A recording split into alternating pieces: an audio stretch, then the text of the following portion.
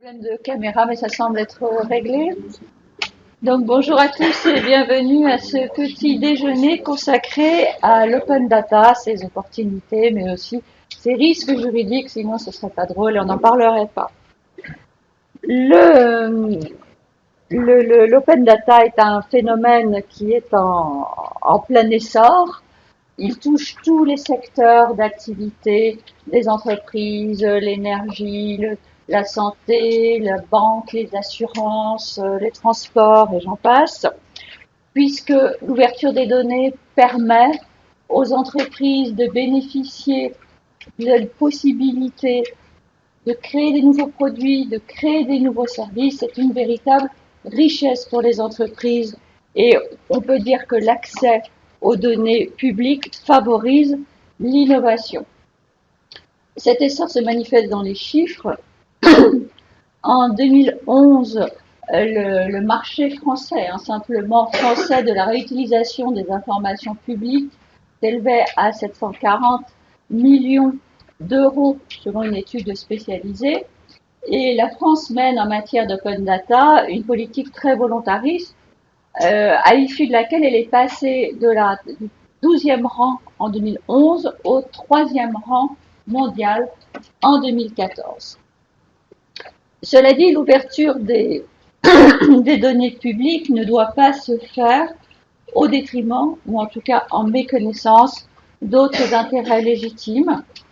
Le respect de la propriété intellectuelle, la protection des secrets, la protection des données à caractère personnel sont autant d'intérêts légitimes. Le souci de valorisation de la propriété intellectuelle et industrielle sont autant d'intérêts légitimes qui peuvent constituer une limite, voire faire échec à une libre ouverture ou à un libre accès, à une libre possibilité de réutilisation des données. Ces questions d'open data sont extrêmement actuelles.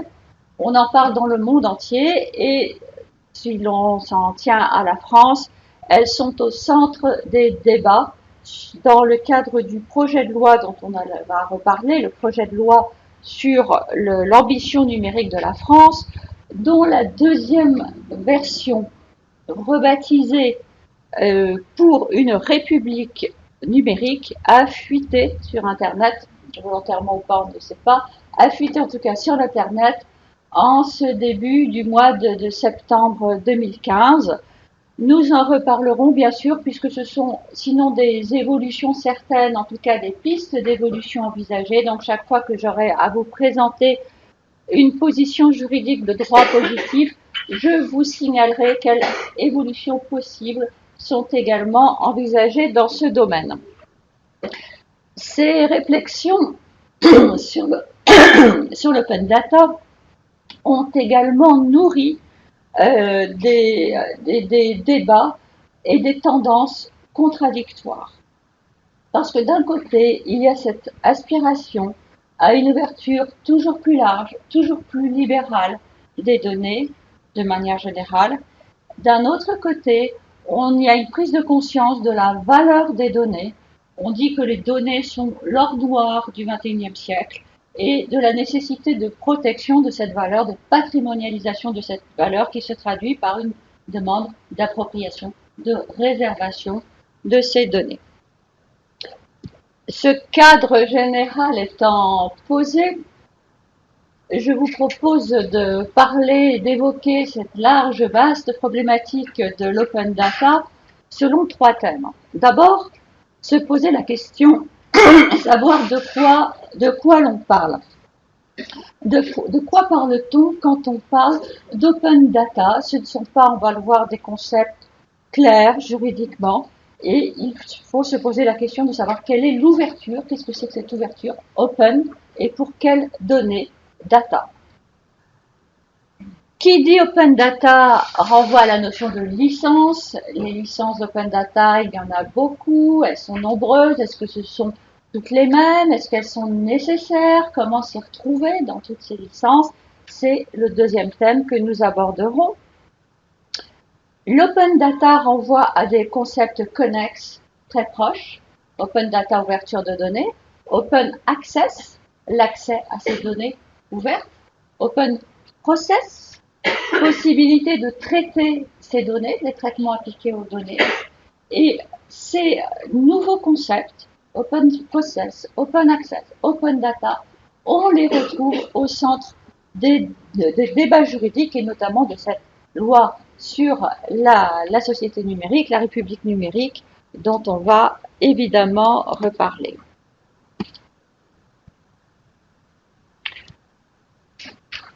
Premier thème, donc, quelle ouverture pour quelles données? Et voyons ce concept, ou plutôt ces concepts d'open data, de quoi ils recouvrent, qu'est-ce qu'ils recouvrent, sachant que quand on pense open data ou quand on dit open data, souvent on pense données publiques ou information publique si on emploie la terminologie exacte.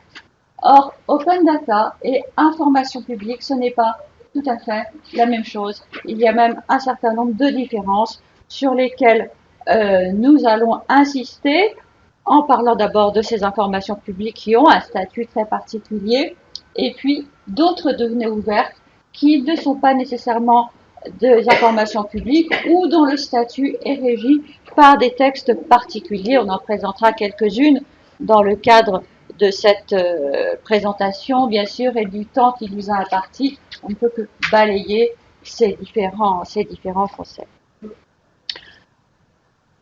Il existe de nombreuses définitions de l'open data à caractère plus ou moins officiel. Mais aucune de ces définitions n'a de caractère légal. Et qui plus est, ces définitions sont parfois contradictoires les unes avec les autres. Je vous en livre trois, plus ou moins officielles. L'une donnée par les communautés, selon laquelle l'open data, donc en données ouvertes en français dans le texte, c'est une donnée numérique qui est d'origine publique ou privée, qui est diffusée de manière structurée selon une licence ouverte qui garantit son libre accès et sa réutilisation sans aucune restriction, de quelque sorte qu'elle soit technique, juridique ou financière, ce qui en d'autres termes, ce sont des données gratuites. Pour cette définition, que l'on peut comparer avec la définition donnée dans le cadre de l'enrichissement de la langue française, selon lequel les données ouvertes, ce sont des données qu'un organisme, alors la notion d'organisme est quand même beaucoup plus restreinte, hein, on voit qu'on ne parle pas de toutes données publiques privées. Un organisme met à la disposition de tous sous forme de fichiers numériques. Tout à l'heure, vous avez vu qu'il n'était pas question de fichiers numériques, on parlait de données structurées, mais pas spécialement numériques, afin de permettre leur réutilisation. Elles n'ont pas de caractère personnel, généralement. Ça, c'est pas une précision qui figurait dans l'autre définition.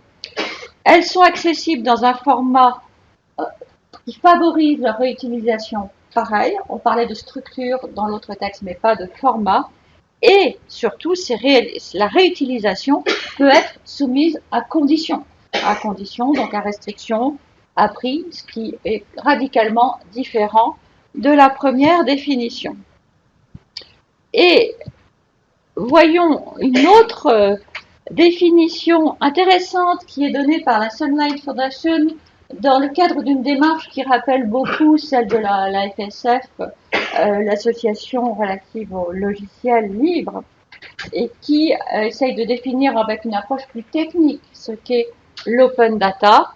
Eh bien, on voit qu'elle pose des critères qui ne sont absolument pas repris dans les autres définitions, des critères à caractère technique. La donnée doit être complète, primaire, opportune, permanente, mais aussi des critères juridiques.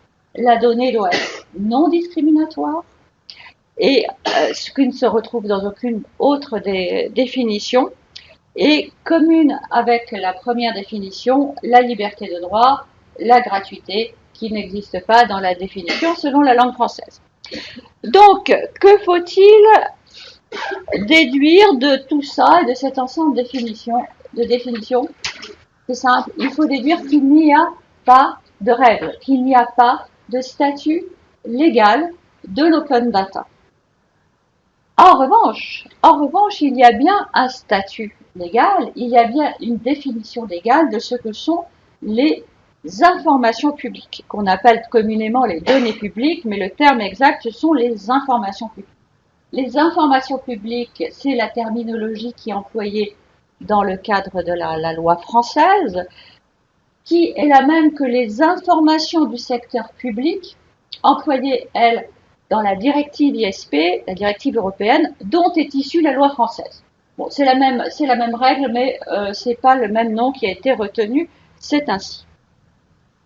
Et les informations publiques font bien sûr l'objet, elles, d'un statut et d'un régime et de règles que je vais vous exposer succinctement, bien sûr, mais je vais essayer de les balayer. Donc, ces informations publiques sont l'objet d'un cadre légal tout à fait structuré et important. On trouve les règles relatives à ces informations dans la loi du 17 juillet 1978, une loi qu'on appelle communément la loi CADA, qui est la loi sur l'accès aux documents administratifs.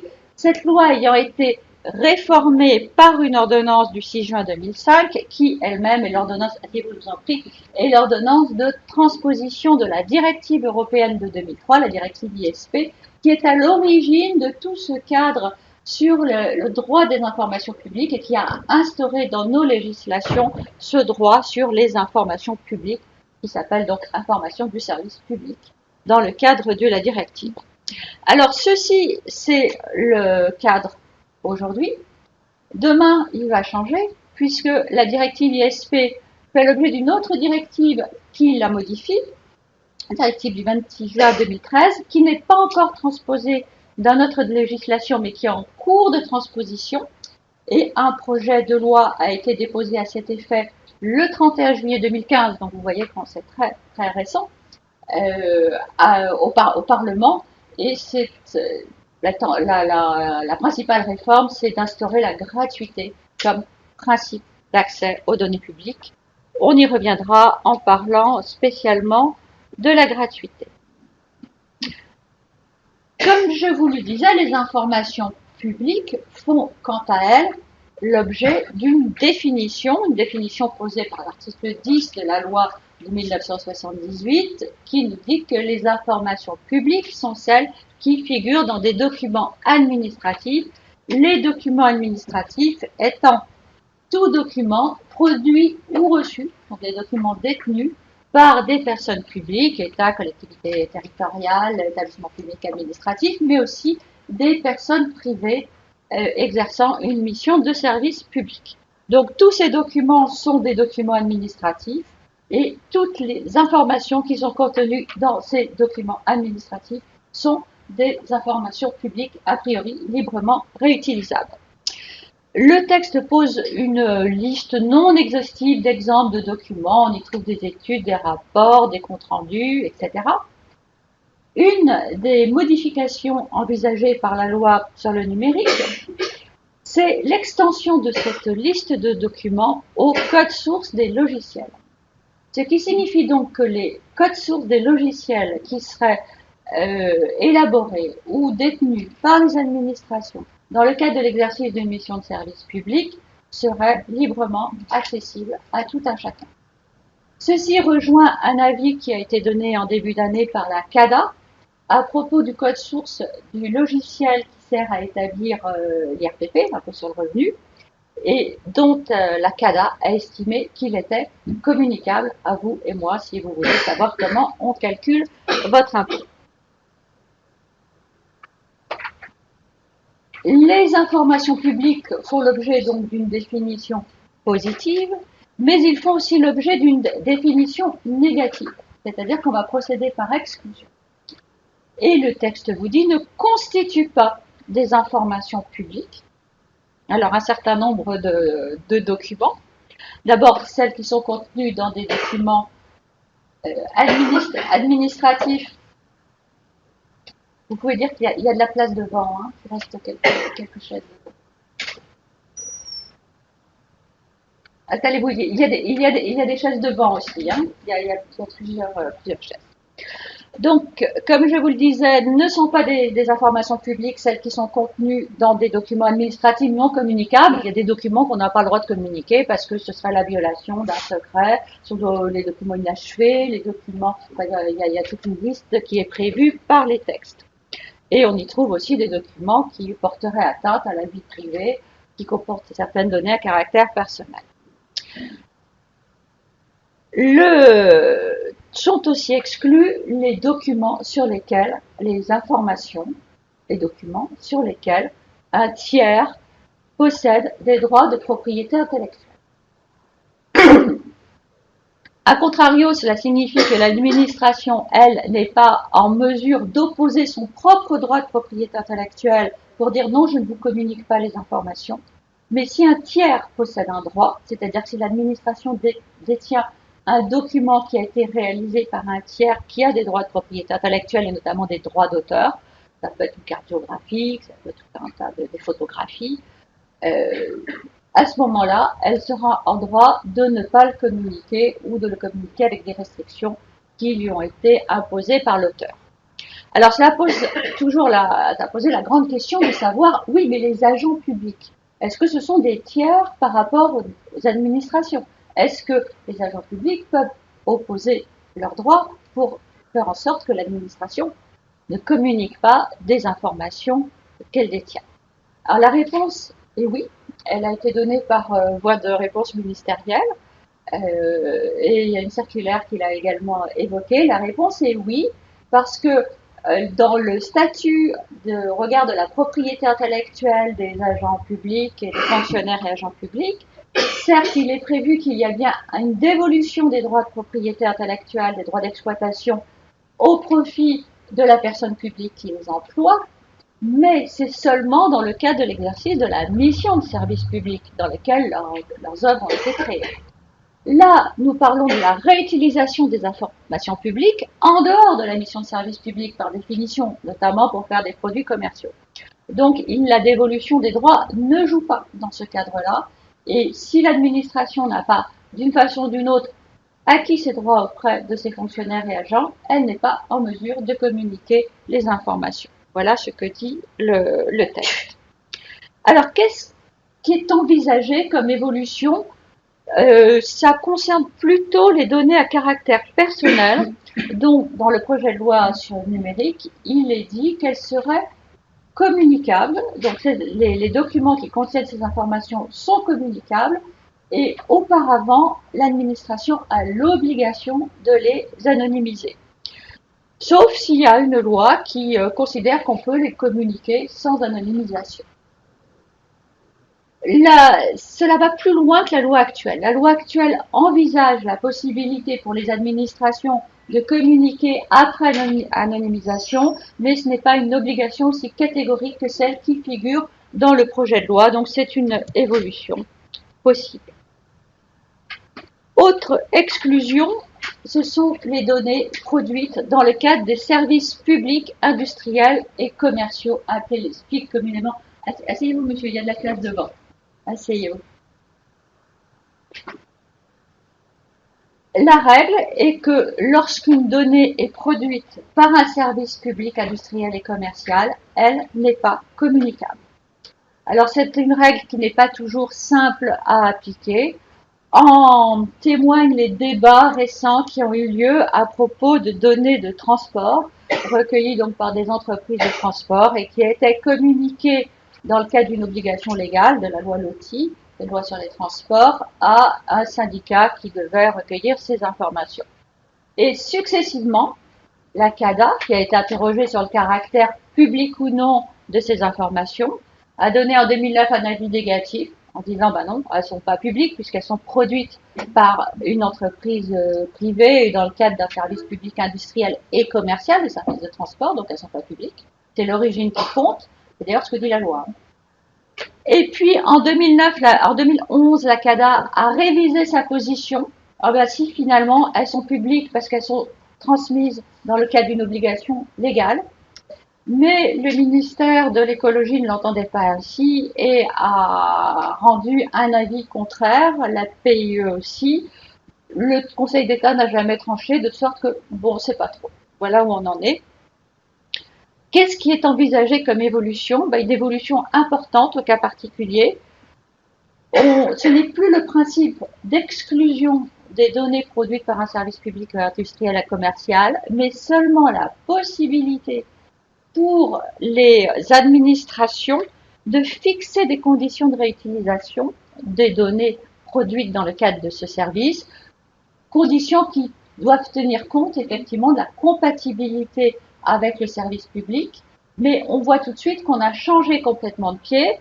Le principe maintenant, c'est l'utilisation et l'exception, c'est que dans le cadre d'un SPIC, on peut apporter des restrictions, notamment pour respecter la compatibilité avec le service public. Et encore, cette possibilité ne sera ouverte que pour les SPIC qui ne sont pas un monopole légal, parce que cela devrait communiquer leurs données. Donc voilà quelles sont les évolutions envisagées dans le projet de loi pour le numérique. Alors je ne vous dis pas que c'est ce qui passera forcément au final, puisque déjà il y a eu 2 projets de loi et déjà entre les deux, il y a eu beaucoup de modifications. On sent d'ailleurs la puissance des lobbies de part et d'autre, mais c'est une évolution envisagée, en tout cas dans le projet actuel. Autre exclusion, ce sont des données qui sont produites ou reçues par des établissements très particuliers, que sont les établissements d'enseignement et de recherche et les organismes et services culturels, et qui, eux, bénéficient d'un régime dérogatoire faisant qu'ils peuvent imposer des conditions particulières pour la réutilisation de leurs données. Ce principe a été illustré encore récemment par la décision concernant notrefamille.com que les spécialistes connaissent parce qu'il y a beaucoup de décisions notrefamille.com. Notrefamille.com, c'est une entreprise privée qui veut produire des produits généalogiques et commercialiser des produits généalogiques. Et pour ce faire, elle a besoin d'accéder aux registres d'état civil et paroissiaux qui sont détenus par les services d'archives des départements. Donc, elle s'adresse à tous les départements de France. Il y en a certains qui lui disent oui, il y en a certains qui lui disent non. Et le département de la Vienne, au cas particulier, avait émis une délibération selon laquelle ces archives n'étaient pas accessibles pour des finalités commerciales sous leur format numérique. On pouvait, bien sûr, on avait le droit d'aller aux archives et de reporter, de les copier et de les reproduire à la main, mais ils n'étaient pas, les formats numériques qui existaient par ailleurs n'étaient pas communiqués. La société Notre Famille s'en est émue et a saisi le tribunal administratif de Poitiers, le tribunal administratif comme la cour d'appel de Poitiers ont donné raison au département et considéré qu'effectivement, il était d'abord titulaire d'un droit de producteur de base de données, donc droit de propriété intellectuelle, puisque pour numériser toutes ces informations, il avait engagé un investissement substantiel. Il était donc producteur et à ce titre, il pouvait protéger sa propriété intellectuelle et comme c'est un service culturel, il pouvait, bien que ce soit sa propre propriété intellectuelle et non pas celle d'un tiers, puisque quand on est, c'est le département qui avait produit l'investissement et donc il avait le droit de s'opposer à la libre réutilisation et notamment l'utilisation pour des finalités commerciales. Donc aujourd'hui, cela risque d'être remis en cause, alors cette fois pas par le projet de loi sur le numérique, mais par l'autre projet de loi déposé le 31 juillet 2015 de transposition. Cette dérogation particulière pour ces établissements donc n'existerait plus et ils seraient soumis au régime de droit commun. Sachant quand même, quand on va en parler à propos de la gratuité, mais qu'il y reste des possibilités de demander des licences payantes pour l'utilisation de données qui ont représenté un coût de numérisation. Le principe, donc pourquoi est-ce qu'elles sont si intéressantes ces informations publiques, c'est parce que le principe, je le rappelle, c'est la liberté de réutilisation et la liberté de réutilisation à toute fin, sans restriction, y compris à des finalités commerciales. Donc ces informations qui ont été faites et élaborées dans le cadre d'une mission de service public, elles peuvent être reprises sans et exploitées librement sans aucune restriction. C'est la règle, d'où effectivement l'intérêt de la qualification de données et de données publiques. La seule restriction, c'est pas une restriction, mais la seule contrainte qui est imposée, c'est celle de mentionner la source et de mentionner la date de mise à jour, essentiellement pour des questions. Je vous en prie, il reste 2 places là. Vous êtes les bienvenus. Pour des raisons d'information des utilisateurs, des raisons de sécurité que l'on comprend aisément. Alors là aussi, il y a des grandes évolutions envisagées. Bon, certes, c'est un droit libre, mais c'est un droit d'accès. Ce qui est envisagé, c'est d'une démarche proactive des administrations par lesquelles celles-ci auraient l'obligation de mettre en ligne dans un format ouvert tous les documents administratifs communicables qu'elles produisent ou qu'elles reçoivent. Et ça, dans un délai de 3 ans. Donc c'est un très grand chantier qui s'ouvre à ces administrations au sens large, hein, les collectivités, il y a toutes les collectivités territoriales, les intercommunalités, etc. Seules en sont dispensées les petites communes, communes dont le nombre d'habitants est inférieur à 3500 habitants, mais toutes les autres seraient tenues de mettre en ligne leurs documents. Donc,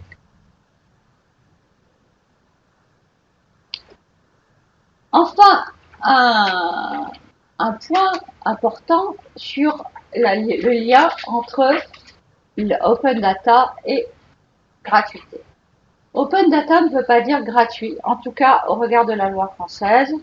L'information publique, c'est une information librement réexploitable pour toute finalité, y compris commerciale, mais pas nécessairement gratuitement. Donc le principe aujourd'hui est celui qu'il y a une tarification possible. Cette tarification est cependant encadrée, elle ne doit pas être discriminatoire, elle ne doit pas être excessive, donc il faut calculer le coût de l'investissement, on peut prendre en compte une part de propriété intellectuelle. Donc on est sur cette logique d'une tarification possible mais encadrée. Cela va changer, et là je fais référence au projet de loi de transposition donc déposé le 31 juillet dernier, puisque le principe deviendrait la gratuité. Alors, c'est une tendance qui déjà sans attendre le projet de loi qui déjà s'est mise en place, sous l'incitation des pouvoirs publics, sous l'avis du Conseil économique et social européen, qui porte la réforme de la directive ISP. Donc, le principe, c'est la gratuité, avec juste deux exceptions pour les organismes ou les administrations qui doivent elles-mêmes subvenir à leurs dépenses par des recettes qui, elles, pourront continuer à appliquer un système de redevance, et également pour les organismes, notamment les bibliothèques, les musées, etc., qui auront investi dans la numérisation de leurs documents et qui pourront également passer des licences pour recouvrer leurs frais de numérisation. Et donc, on voit bien qu'on passe d'un système de liberté d'application d'une licence payante, liberté d'application des redevances, à un système où le principe est la gratuité. Autre point concernant les informations publiques et sur lesquels une évolution est encore envisagée. Bon, aujourd'hui, les administrations doivent tenir un répertoire des données publiques qu'elles possèdent, et une mission interministérielle étalable a mis en place un portail des données publiques. Les évolutions envisagées consisteraient à obliger les administrations, alors non seulement à tenir ce répertoire, mais à mettre en ligne tous les documents qui sont répertoriés dans ce répertoire, et ce dans un délai de 1 an. Et dans un délai de 2 ans, de mettre non seulement en ligne les documents, mais aussi les bases de données elles-mêmes qui vont permettre de rechercher les documents et de travailler au sein de ces documents. Donc vous voyez des informations importantes. Donc voilà, retracé rapidement, hein, parce que évidemment le domaine juridique est vaste s'il fallait l'explorer dans ses détails. Voilà, donc retracer rapidement quel est ce droit, l'état du droit et l'état des possibles évolutions au regard du statut des informations publiques. Alors, qu'en est-il des autres données? Alors, dans les autres données, on va trouver des informations qui sont des informations publiques, mais qui ont aussi des règles qui dépendent de leur statut particulier. Je pense aux données juridiques. Il y a aussi des représentants de la DILA qui pourront encore mieux que moi vous expliquer que la DILA a, par suite de décrets intervenus en 2014 et d'un arrêté, je crois, en 2015, ont mis en ligne et de manière gratuite des bases de données qui jusque-là étaient accessibles mais de manière payante, toutes leurs bases de données juridiques en 2014 et en 2015, leur base de données financières, c'est bien qu'on peut aujourd'hui accéder librement au BALO, au BOMP, etc. Il y a les données géographiques, alors qui elles font l'objet de la directive Inspire et de ses transpositions, donc ce serait quasiment une journée de présentation à part entière qui concourt à la création d'un SIG, un système d'information géographique international et pour lequel il y a une forte incitation à la mise à disposition.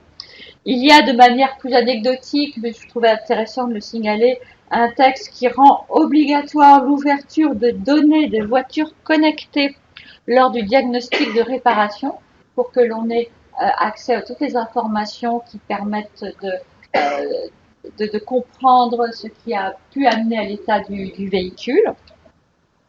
Ce qui ouvre pas mal de problématiques, hein, notamment au regard de la vie privée du véhicule. Des données de mobilité qui sont au cœur de vastes débats, puisqu'il y avait eu un projet d'amendement dans la loi Macron sur la possibilité d'accès à toutes les données de transport et aussi les données dites de mobilité, les Vélib, Autolib, etc. et de tous ces services de mobilité. Et il y a eu une marche arrière sur l'amendement et aujourd'hui, il y a à nouveau de grands débats qui sont ouverts sur la question des données de mobilité où chacun fait état de ses positions puisque ce sont aussi des données à forte valeur ajoutée pour les entreprises qui les détiennent. Donc, c'est toujours la problématique de ces données. Hein, c'est que d'une part, on a des données qui ont une valeur ajoutée et il y a ce besoin, cette demande d'accès à ces données et notamment lorsqu'on parle des entreprises privées ou des entreprises qui exploitent un service public, industriel et commercial, le besoin de valoriser leur patrimoine, de valoriser leur création, leur travail et leurs investissements. Alors, quelles sont les évolutions envisagées? Alors, la première évolution, l'évolution la plus polémique, disons, serait la création d'une catégorie de données qu'on appellerait les données d'intérêt général. Donc ça, c'est envisagé dans le projet de loi pour une république numérique dans son état actuel. Donc, dans ces données d'intérêt général, là, on n'est plus du tout dans des données publiques, mais dans des données privées. Clairement, des données qui sont détenues par des personnes privées, mais qui, pour des raisons X ou Y, seraient intéressantes pour la communauté. Donc, on ne sait pas trop ce qu'on va y trouver, mais beaucoup d'exemples ont été donnés. Ça pourrait être des données médicales, des données pharmaceutiques détenues par des laboratoires. Ça pourrait être des données de consommation détenues par les supermarchés, etc. Et il y aurait une convention qui serait passée au regard de ces données et à l'issue, au terme de laquelle les données pourraient être réutilisées comme des données publiques, donc selon le régime que je viens de vous exposer. Alors bien sûr, ce texte est très polémique, on le comprendra, puisque, comme je le disais, les entreprises ont aussi à cœur de préserver les données qu'elles produisent, l'or noir du XXIe siècle. Et les auteurs de la réforme en sont d'ailleurs conscients, plus ou moins conscients, puisqu'ils ont d'eux-mêmes posé le principe que l'ouverture des données se faisait dans la limite du respect du secret industriel. Mais le débat, c'est pas seulement le secret industriel, bien sûr on ne violera pas le secret industriel, il y a aussi le respect de la vie privée, le respect des données à caractère personnel.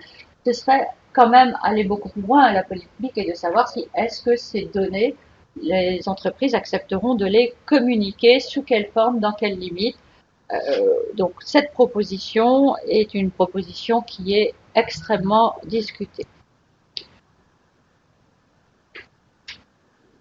Et puis, les autres données, quel est leur statut? Où est-ce qu'on en est de ces autres données? Les données qu'on trouve par ailleurs, qui sont accessibles sur Internet, qui sont dans des bases de données, qu'est-ce qu'on peut en faire? Alors, la situation est un peu complexe, puisque une donnée, en tant que telle, n'a pas de statut juridique. C'est en fonction de sa nature, c'est en fonction des circonstances que l'on peut savoir si une donnée est protégée, n'est pas protégée, et par quel droit, par quel système juridique elle est susceptible d'être protégée, de faire l'objet d'une protection. Une donnée peut être réservée par de nombreuses lois, notamment les lois sur la propriété intellectuelle. Si une donnée, une œuvre, nous mettons une base de données de photographie, ben les données, elles sont protégées par le droit d'auteur. Les données, y compris les données brutes, des données statistiques, des données factuelles, peuvent aussi faire l'objet d'une protection par le droit du producteur de base de données, le droit dit sui generis du producteur de base de données, qui s'oppose à ce qu'on en fasse des extractions à caractère substantiel. Il y a aussi le droit du parasitisme ou de la concurrence déloyale qui fait obstacle à ce que l'on reprenne les données, le travail d'autrui à partir du moment où ça représente un investissement. Et puis, il y a des droits qui protègent les secrets, la vie privée, les données à caractère personnel. Donc, à chaque fois qu'il y a une donnée, il faut essayer de l'évaluer. Les données sont quand même considérées comme un bien qui doit être objet de protection.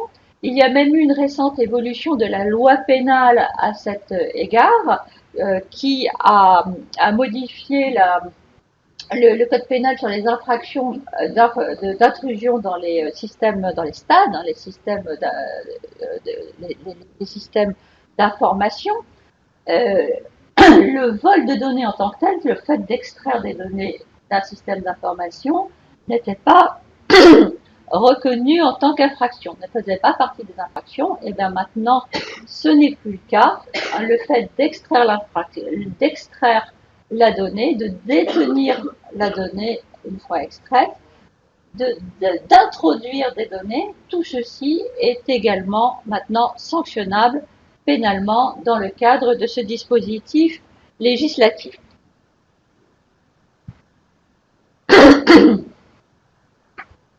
Les données peuvent donc faire l'objet d'une protection légale, elles peuvent aussi faire l'objet d'une protection contractuelle. Il y a peu de temps, il y a une décision donc intervenue en janvier dernier qui a pas mal fait parler d'elle compte tenu de son impact en matière de base de données. C'est la décision Ryanair par laquelle la société Ryanair a pu s'opposer à ce que soient reprises les données qu'elle mettait en ligne sur les horaires de vol et sur les informations relatives au vol, qu'elles puissent être reprises à des fins commerciales. La décision a été rendue par la Cour de justice de l'Union européenne qui a posé le principe que lorsqu'une base de données n'était protégeable ni par le droit d'auteur, ni par le droit du producteur de base de données, ce qui était bien le cas de cette base de données, elle échappait à tous les systèmes légaux de protection, eh bien, il était possible donc du coup, les directives ne s'appliquaient pas, et c'était seulement le contrat qui jouait, le contrat qui faisait la loi des parties, et qu'il était possible, de manière contractuelle, de réserver entièrement l'usage de ces données. Et ce qui est quand même un peu paradoxal, c'est que lorsque une base de données est protégée par le droit du producteur de base de données, on ne peut pas empêcher le public d'extraire des parties non substantielles de la base. Alors ça fait partie des droits du public. Or, quand une base de données n'est pas du tout protégeable légalement, eh bien, on arrive à une meilleure protection par le contrat en empêchant toute forme de réutilisation à caractère commercial. Tout ça pour vous dire que il faut faire attention et qu'il faut toujours, quand on n'a pas, il faut toujours analyser les données que l'on entend récupérer. Alors, qu'est-ce qui est envisagé comme évolution? Là aussi, il y a une évolution envisagée, toujours dans notre loi sur la République numérique ou pour une République numérique. Et cette évolution consiste en la création d'une nouvelle catégorie de données qui s'appellerait des communs, et plus exactement un domaine commun informationnel. Alors, qu'est-ce que nous dit ce texte? C'est qu'à partir du moment où des informations, des faits, des idées, des principes, des méthodes, des découvertes, des données, le terme est employé, données, ont fait l'objet d'une divulgation publique, à partir du moment où ces éléments ont fait l'objet d'une divulgation publique, ils deviennent des communs. Et comme ils sont des communs, ils n'appartiennent à personne, ou ils appartiennent à tout le monde.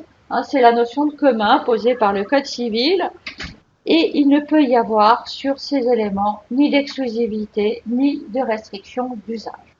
Ça veut dire que c'est une petite révolution et que les juristes se posent la question de savoir mais comment combiner ce texte qui vous disent des données publiées, c'est des communs et tout le monde en fait ce qu'on veut, avec tout le dispositif législatif actuel sur les données, les bases de données, que ce soit au regard de la propriété intellectuelle ou au regard des données informations publiques.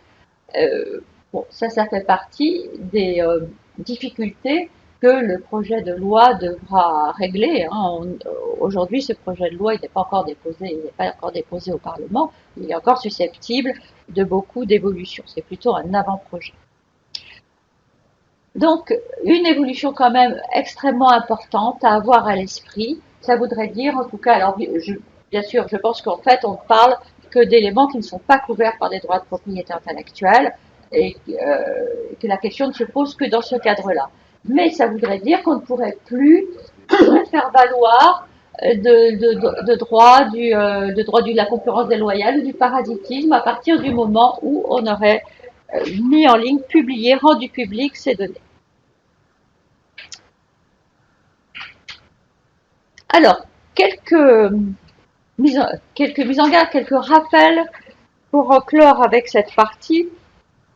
C'est qu'un droit d'utilisation d'une donnée dépend de sa nature et de son statut légal. Encore une fois, open data, ça ne veut rien dire. Il faut se poser la question de savoir quel est le statut de la donnée que je veux utiliser. Donc, avant de réutiliser une donnée, il convient de la qualifier. Si la donnée n'est pas disponible et qu'on veut utiliser la donnée, on n'a pas d'autre choix que de passer un contrat avec les titulaires de droit, de contractualiser. Et si la donnée est disponible au terme d'une licence, il faut se reporter au terme de cette licence, ce qui m'amène tout naturellement à aborder le second thème qui est les licences open data, où l'on se posera la question de savoir est-ce que ces licences, elles sont nécessaires ou est-ce que l'on peut s'en passer. Et comme ces licences sont très nombreuses, on essaiera d'en montrer quelques les plus essentielles, de parler des licences les plus connues et de les évaluer par rapport à la loi française notamment. À partir du moment où l'on parle d'information publique, la question de savoir si une licence est nécessaire, elle est relativement simple. En tout cas, il y a une réponse qui est donnée par la loi. Si les informations publiques ne sont pas réutilisables, donc si elles sont d'une façon, pour une raison ou pour une autre, elles ne sont pas disponible, il faut passer une licence. On n'a pas le choix que de passer une licence avec l'administration. Si elles sont disponibles, là il y a deux situations, soit elles sont disponibles gratuitement et à ce moment-là la licence n'est pas obligatoire, elle est facultative, et si elles sont disponibles mais avec un paiement de redevance, la licence est obligatoire. C'est ainsi que se présente la loi. Alors, même si la licence est obligatoire, on ne peut pas faire n'importe quoi dans la licence. Je rappelle que la licence, elle ne peut pas restreindre le droit d'exploitation. En principe, on ne peut pas non plus concéder de licence exclusive. Bon, il y a des exceptions dans lesquelles je ne rentrerai pas, mais le principe, c'est celui-là. Pas de restriction de la possibilité d'exploitation, pas de conditions particulières, c'est liberté d'exploitation, on est sur de l'information publique. Alors, est-ce que c'est opportun? Parce qu'on peut se dire, après tout, si la loi prévoit tout, la loi dit tout, bon, une licence, effectivement, s'il y a des redevances, il faut bien savoir quel prix on va payer, mais sinon, on pourrait s'en passer. Je ne partage pas personnellement cet avis parce que la licence permet aussi de donner aux utilisateurs des informations à caractère pratique, des mises en garde qui sont autant de moyens aussi pour les administrations et les personnes publiques de limiter leurs responsabilités. Par exemple, on peut donner des informations sur le fait qu'une donnée ne provient d'une source qui n'est pas sûre, qui ne peut pas être vérifiée, qu'il faut l'utiliser avec des précautions particulières, ou encore des informations précisant qu'une donnée prise à une certaine échelle n'est pas adaptée à des projets de construction immobilière, ce genre de choses qui vont alerter les usagers sur les caractéristiques des données et rappeler que les données, elles ne sont pas faites pour un usage particulier. Enfin, tout ce qui peut alerter, informer et autant que faire se peut, parce que ce n'est pas absolu, diminuer la responsabilité des producteurs de données. Le formalisme est d'ailleurs très simple, on n'est pas obligé de faire des licences compliquées signées par les deux parties, ça peut être juste sous la forme d'un avertissement en ligne, d'une information à partir du moment où la licence n'est pas obligatoire. On peut se contenter d'une information. Si elle est obligatoire, il faut un système d'acceptation qui peut, le cas échéant, se faire en ligne par des systèmes de double clic. Alors, comme je vous le disais, des licences open data, il y en a beaucoup. On ne peut pas toutes les passer en revue. Beaucoup, et les premières licences open data que l'on a vu apparaître, et c'est vrai pour les données comme ça l'a été pour les logiciels, ce sont des licences de provenance étrangère.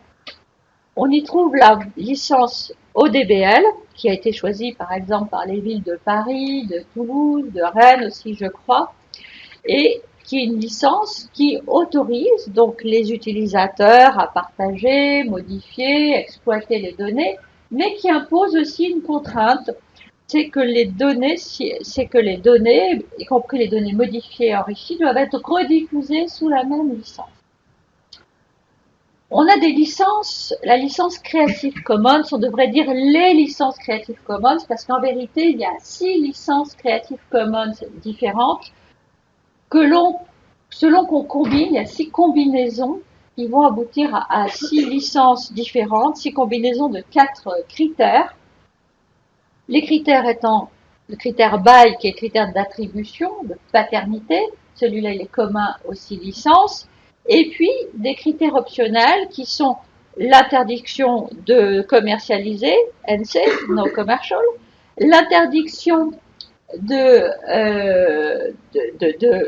modifier, c'est ND, no derivative, on ne peut pas modifier, donc on ne peut pas enrichir, on ne peut pas adapter, et l'interdiction SA, share alike, qui est l'obligation de partager ces modifications et ces enrichissements selon la même licence.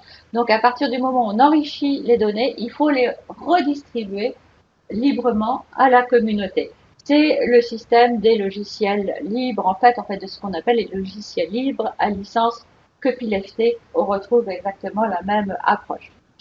Et comme pour les logiciels libres, parce que le copyleft, ça pose quand même pas mal de problèmes à ceux qui veulent pouvoir réutiliser librement et commercialiser la donnée ou le logiciel dans un système propriétaire.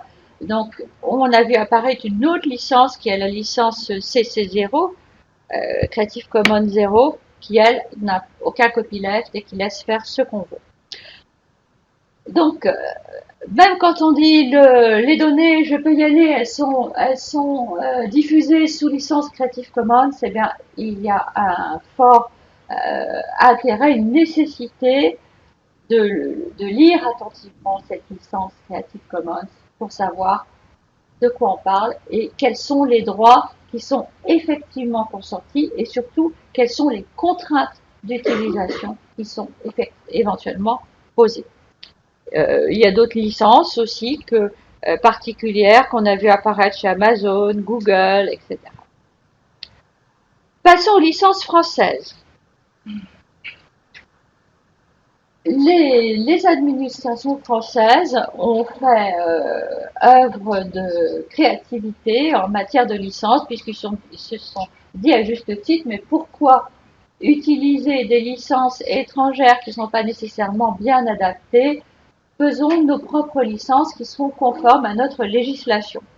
Ce travail a été fait notamment par Etalab, qui propose une licence ouverte, libre, gratuite et qui promeut une réutilisation large des données publiques.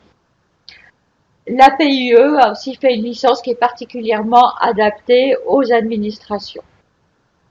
Le Grand Lyon, il y en a d'autres, mais ces licences sont connues et sont publiques, a fait 3 licences différentes qui sont personnalisées en fonction des projets pour favoriser des partenariats publics-privés et la coopération. Comment s'y retrouver dans toutes ces licences et savoir si les licences sont adaptées? Alors, certaines licences peuvent présenter des inadaptations, voire des non-conformités à la loi. Par exemple, certaines licences comme les licences ODBL ou les licences Creative Commons, nombreuses licences Creative Commons, il y a une classe ici si vous souhaitez. Donc certaines licences ne sont pas conformes à la loi. Pourquoi? Parce qu'elles imposent des restrictions qu'il n'est pas possible d'imposer à propos des informations publiques qui, encore une fois, doivent être librement réutilisables, réexploitables sous tout format pour des raisons commerciales, à titre commercial, à titre propriétaire. Il ne peut y avoir aucune restriction dans la forme d'utilisation. Donc ces licences, il faudrait en fait les éviter, DBL et les Creative Commons, sauf la CC BY simple et la CC0. En revanche, les licences de la PIE, les licences d'Etalab sont évidemment conformes à la loi.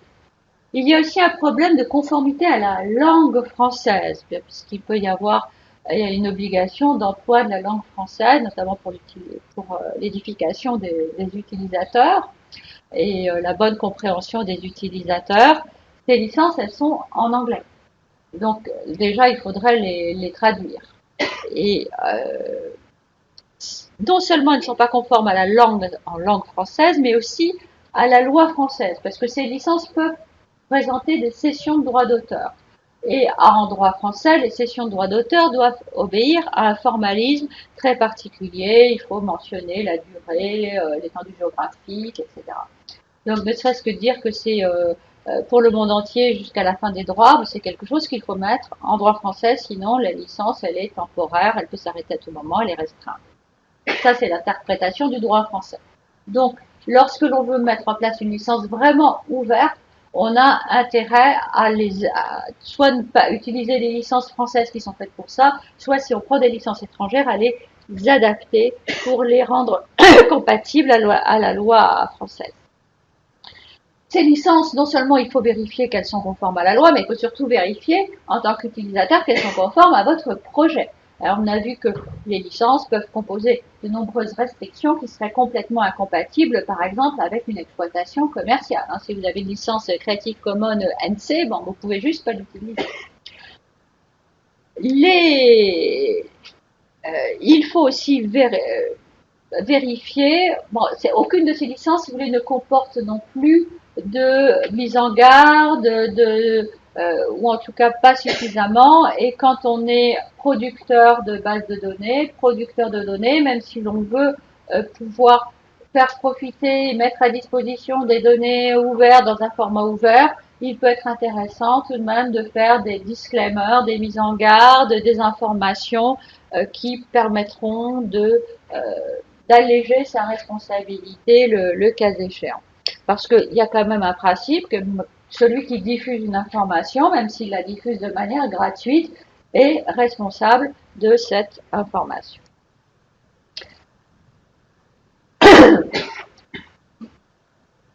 Voilà donc pour les licences assez rapidement, un balayage de ces différentes licences, de leur typologie, des problématiques qu'elles peuvent susciter.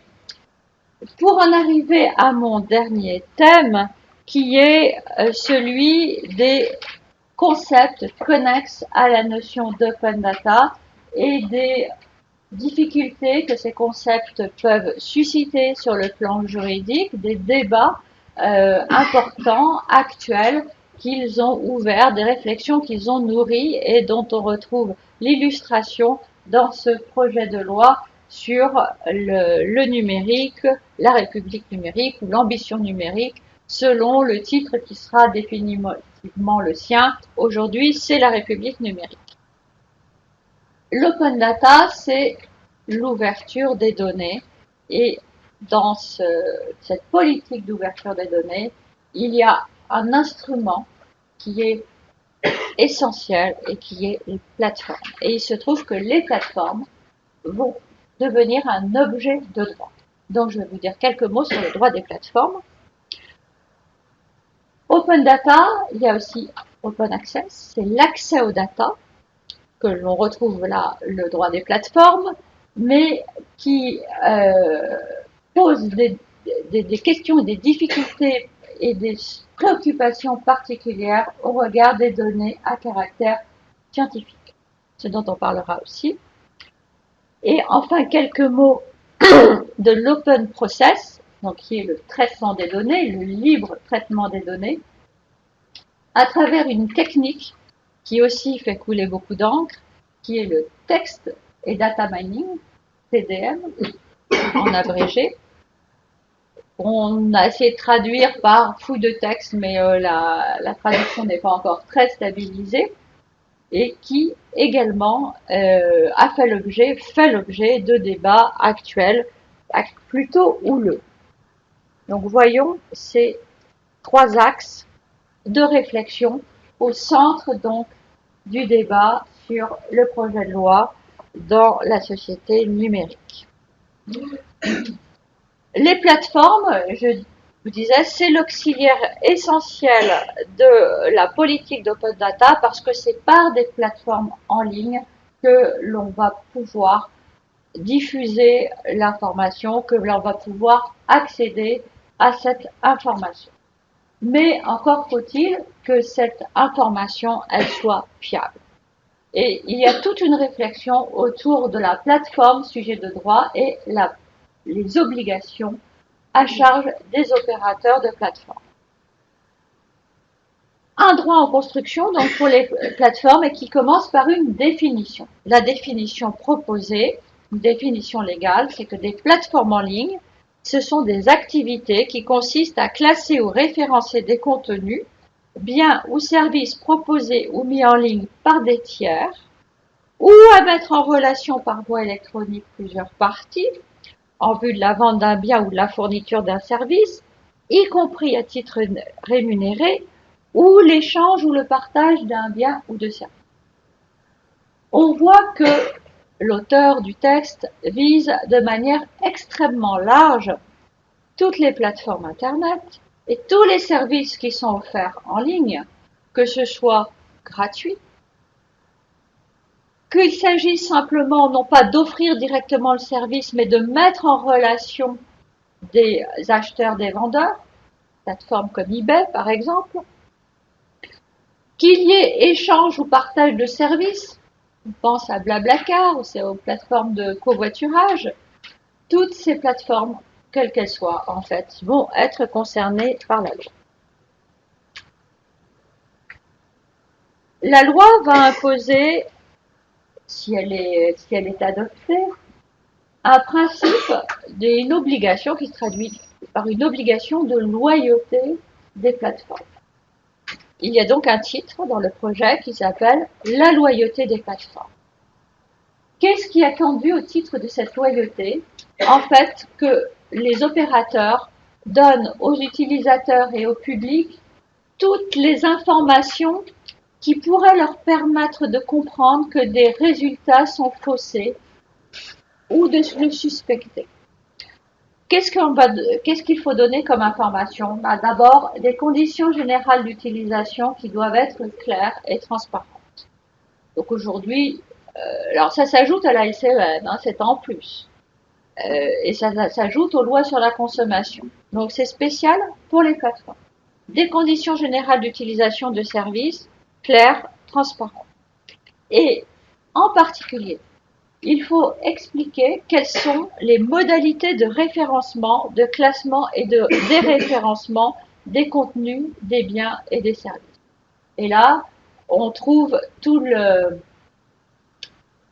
travail d'optimisation du référencement des sites et des contenus par les règles du SEO, Search Engine Optimization, qui permet, quand on les connaît bien, de faire classer son site ou son article ou son contenu en meilleure position.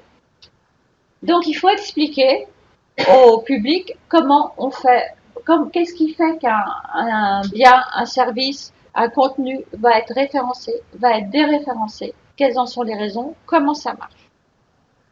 Il faudra aussi indiquer, outre les mentions légales obligatoires, qui elles n'ont pas changé, s'il existe des liens capitalistiques ou des liens contractuels entre l'opérateur de la plateforme et un service ou un produit qui est proposé sur cette plateforme.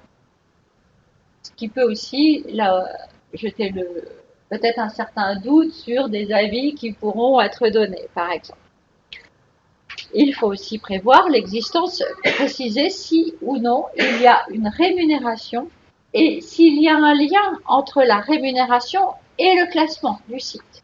C'est clairement l'achat des liens commerciaux. Est-ce que si on achète, son produit, son contenu est placé en meilleure position?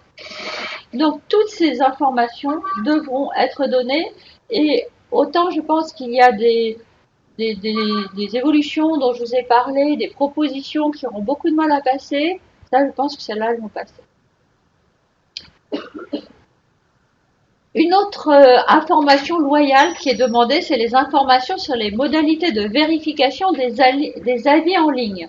Là, on pense à des plateformes comme TripAdvisor sur lesquelles les avis du public ont un très fort impact commercial sur les fournisseurs de produits et services.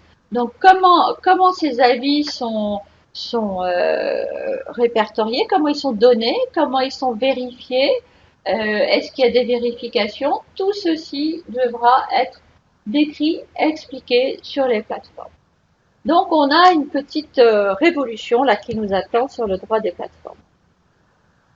S'agissant plus spécifiquement des données, il y a des dispositions, toujours dans ce projet de loi, sur la portabilité des données. Et ça s'applique aussi bien, c'est précisé dans le projet, au bénéfice des consommateurs et des professionnels. Donc pour les professionnels aussi, ces obligations doivent s'appliquer à leur bénéfice.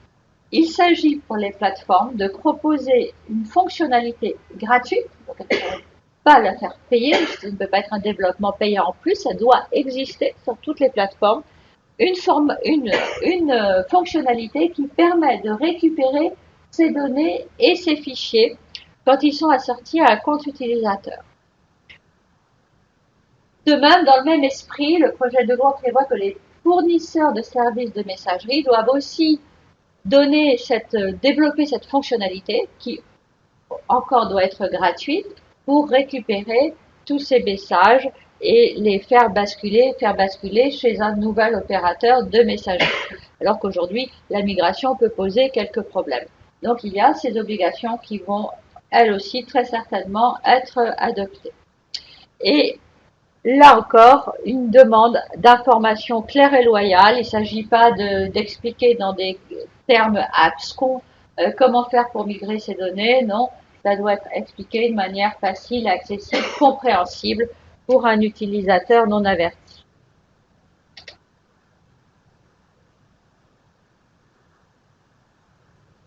On vient de parler de l'open access et des plateformes, de l'open data des plateformes. Un autre type d'open access qui est l'accès aux données scientifiques, objet des débats dans le projet de loi sur le numérique. Alors, de quoi parle-t-on? Ces données scientifiques, ce sont toutes les données de la science, qu'il s'agisse, toutes les données de la recherche, qu'il s'agisse des données elles-mêmes qui permettent d'établir des résultats scientifiques, des résultats des recherches, mais aussi des écrits, des articles scientifiques qui sont publiés dans les revues. Quelle est la problématique à propos de ces données scientifiques? C'est que les données, c'est la problématique des données issues de la recherche publique, parce que la recherche publique, elle est financée par le public, par nos impôts. Donc, quelle est la problématique? Elle est la suivante. C'est que les auteurs des articles scientifiques, c'est surtout à propos des articles scientifiques, mais pas que, les auteurs des articles scientifiques, ils gardent leur droit d'auteur. Il y a une dérogation au système de dévolution du droit d'auteur du fonctionnaire ou de l'agent public au profit de l'employeur. Donc ils gardent leur droit d'auteur. Et les chercheurs ont intérêt et une forte incitation d'ailleurs à publier leurs résultats, à publier leurs articles. C'est ainsi qu'ils sont jugés et c'est ainsi que les organismes sont d'ailleurs aussi jugés, valorisés, classés sur le plan international. Donc il y a cette incitation à la publication, mais quand il y a publication d'un article scientifique dans une revue, l'éditeur exige, et c'est le cas de toutes les revues, il n'y en a pas un à cibler plus qu'un autre, exige la cession du droit exclusif de propriété intellectuelle. De sorte que les organismes ne peuvent plus, sauf à racheter la possibilité d'accéder à ces articles, et c'est un rachat qui existe mais qui est fort coûteux, ils n'ont plus accès à ces articles, sauf à les racheter auprès des organismes. Et ils ne peuvent plus les utiliser, ils ne peuvent plus les mettre en base de données, ils ne peuvent plus les reproduire, les diffuser au sein de la communauté scientifique. Cette situation a entraîné des réflexions importantes sur le plan mondial. On est loin d'être les seuls à avoir cette inquiétude et il en résulte qu'il y a une démarche en faveur d'un plus libre accès aux résultats de la recherche, parce que les résultats de la recherche est aussi un bien commun et les résultats de la recherche qui sont accessibles permettront de favoriser l'innovation. Donc derrière, il y a cette philosophie que l'ouverture des données, de manière générale, favorise l'innovation. En matière de recherche, où la recherche est quand même, où il y a une culture du partage et de l'échange, il est certain que la captation du résultat scientifique via la propriété intellectuelle et les articles scientifiques est un obstacle à la libre diffusion des résultats de la recherche. Ça se traduit comment?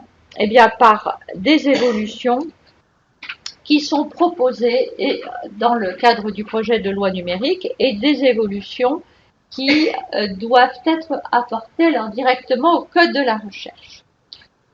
Dans ce cadre-là, il est prévu que les cessions de droits exclusifs par les chercheurs aux éditeurs restent possibles, mais qu'à partir du moment où il s'agit de recherches qui sont financées au moins pour moitié sur des fonds publics, donc on est sur de la recherche publique, quand il s'agit de ce type de recherche, il y a un encadrement des cessions. Donc la cession, elle est possible, la cession exclusive, mais à l'issue d'un délai, d'un certain délai, l'auteur de l'article a la possibilité de mettre son manuscrit gratuitement à disposition de tous, semble-t-il, tel que le texte est rédigé, sous une forme numérique. Et ce délai de réservation à l'éditeur, sorte de délai d'embargo, il serait de 24 mois pour les sciences humaines et sociales et de 12 mois pour les autres sciences. Voilà ce qu'est l'état du texte actuellement. Alors il faut savoir que c'est un texte qui est en retrait par rapport au premier projet de loi, celui dont on a eu connaissance vers le mois de mai de cette année, qui lui allait plus loin parce qu'il n'était pas que sur les écrits scientifiques, mais sur toutes les données de la recherche qui devenaient accessibles et qui devenaient accessibles dans un délai plus court, puisque c'était 6 mois pour les sciences et 12 mois pour les sciences humaines et sociales. Et que ces délais de 6 mois et 12 mois, il n'avait pas été choisi par hasard parce que c'est celui qui a été recommandé dans le cadre de rapports par la Commission européenne. Donc là, on a doublé les délais par rapport aux recommandations de la Commission européenne. Donc voilà l'état du droit envisagé. Alors la seule chose, c'est qu'il y aura un accès possible, mais pas c'est pour des fins de recherche, c'est pas pour des fins commerciales. Alors, ça, faut que ce soit clair. Et d'ailleurs, dans tous les textes à l'étranger, c'est toujours dans le cadre de la recherche. Enfin, dernier, je vois qu'on me fait signe que l'heure tourne, mais je vous rassure, c'est le dernier point que je voulais évoquer, qui est lié à l'open process, et plus précisément à la technique du text et data mining. Donc, qu'est-ce que c'est que le text et data mining pour ceux qui ne le savent pas? Donc, c'est une technique de fouille, d'analyse automatisée des textes ou des données et qui permet de collecter les données, de les traiter de manière automatique, de faire des présentations de résultats. Par exemple, on peut, dans une base de données, rechercher de manière automatisée des morceaux de texte qui ont tous trait à une même problématique. On peut rechercher des références bibliographiques, on peut rechercher toutes les publications du même auteur au sein d'une base de données, et surtout, on peut produire des résultats en agrégeant, en agglomérant un certain nombre de ces données. Donc c'est un enjeu très fort pour la science, la recherche et l'innovation parce que les communautés scientifiques, ils aiment travailler de cette façon, ils aiment partager leurs données, ils les déposent sur des plateformes, il y a beaucoup de plateformes qui sont en libre accès et ils aiment travailler avec ces outils qui leur permettent de récupérer un maximum d'informations de manière automatisée. Alors c'est un point extrêmement délicat parce que le TDM, on est incapable de répondre à la question de savoir si c'est licite ou pas de faire du TDM sur des textes ou des bases de données.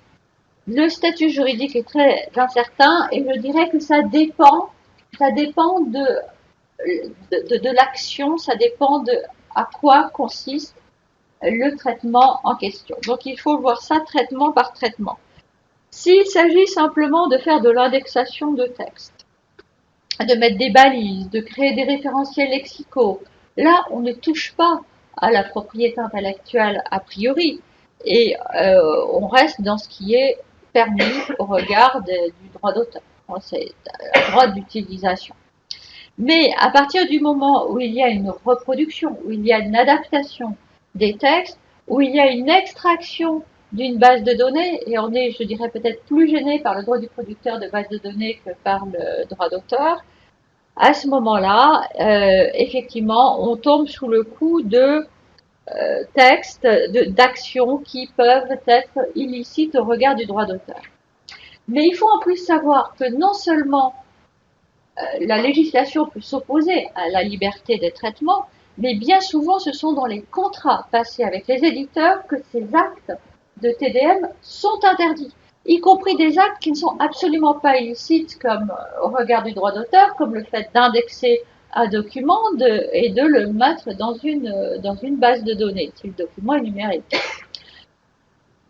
Donc face à cette pratique qui de fait va empêcher contractuellement qu'il y ait utilisation, par exemple les contrats avec les CFC interdisent l'indexation sur le principe.